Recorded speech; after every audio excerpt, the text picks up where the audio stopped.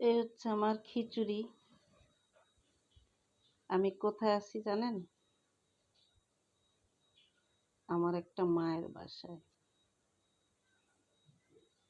যদিও ডাকি ভাবি, তবুও মায়ের মতো যত্ন করে।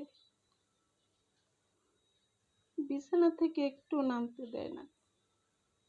এই ভাবিটা কে জানেন? এই ভাবিটা হচ্ছে আমার হেডমাস্টার, স্কুলের হেডমাস্টারের বউ।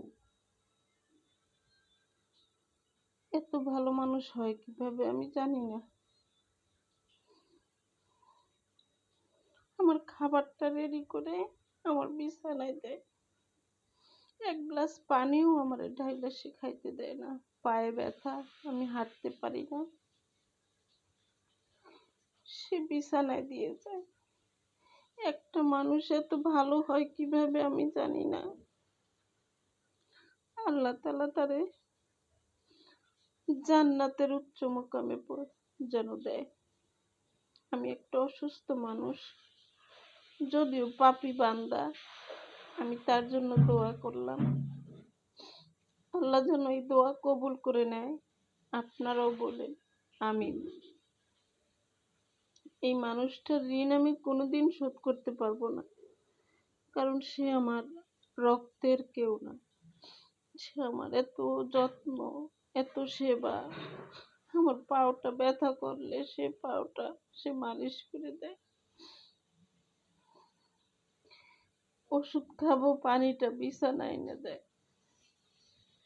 এই যে দেখেন, বিছানায় পানির বোতল এনে রাইখা দিচ্ছে যদি আমার পানি লাগে। সব কিছু আমার হাতের কাছে এনে দেয়। আমি তার বাসায় আসছি কেন?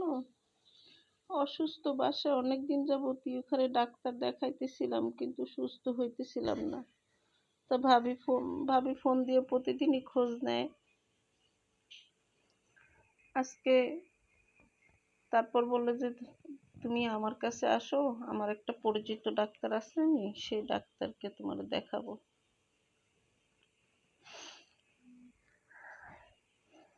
তো সাহেব রাজি হচ্ছিল না। সে একটু ইতস্তত করতেছিল, লজ্জা পাচ্ছিল যে সে আমাদের তো রক্তের সম্পর্কে কেউ কেউ না, তার বাসায় যাবা এটা কেমন দেখায়, তার ছেলে মেয়ে কি ভাবে না ভাবে, এটা একটু লজ্জা পাচ্ছিল, আমিও পাচ্ছিলাম। তারপরও ভাবি বারবার ফোন করে ডাকতেছিল, তো আসলাম। আজকে 3 দিন যাবৎ ভাবির বাসায়। ভাবি যে আমার কিভাবে আদর করতেছে, কিভাবে যত্ন নিতেছে, আমি সেটা ভাষায় আপনাদের প্রকাশ করতে পারবো না। কি লাগবে কি লাগবে না হাতের কাছে এনে দিতেছে। হসপিটালে নিয়ে দৌড়াদৌড়ি করতেছে, হসপিটালের সমস্ত কষ্ট সে করতেছে। কালকে আমার ছোট মেয়ে আসছিল হাসপাতালে এমআরআই করবে। মেয়েটা দেখে অবাক হয়েছে, মা মানুষ এত ভালো হয়, আন্টি এত ভালো। মেয়ে আমার পা চাপতেছিল আর কাঁদতেছিল আর বলতেছিল, মা তুমি হুইল চেয়ারে বসা, তুমি এত অসুস্থ হয়ে গেলা যে তুমি হাঁটতে পারো না। আমার মেয়েটাও আমার জন্য অনেক করে। সে এমআরআই রুমে গেছে, ওইখানে যেও আমার পা চাপছে আমার মেয়েটা। ওর আন্টি তো দৌড়াদৌড়ি করতেছিল, এখানে টাকা জমা দেওয়া, ওই ডাক্তারের কাছে যাওয়া, ওই রুমে পাঠায় কতক্ষণ, ওই রুমে পাঠায় কতক্ষণ। যাই হোক, আল্লাহ তাআলা আমার মেয়েটারও ভালো করুক। আর ভাবির জন্য দোয়া করি, আল্লাহ তাআলা আমার মেয়ের মনের আশা পূরণ করুক। ভাবিকেও আল্লাহ সুস্থ রাখুক। কোনোদিন যদি আল্লাহ সুযোগ দেন ভাবির সেবা করার, তাহলে করবো। আপনারা সবাই দোয়া করেন আমার জন্য। আমি একদম হাঁটতে পারি না পায়ের ব্যথায়, এর জন্য ডাক্তার এমআরআই দিছে।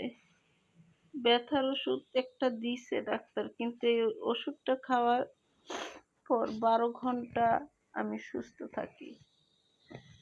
12 ঘন্টা কোনো ব্যথা থাকে না, 12 ঘন্টা পর আবার ব্যথা শুরু হয়ে যায়।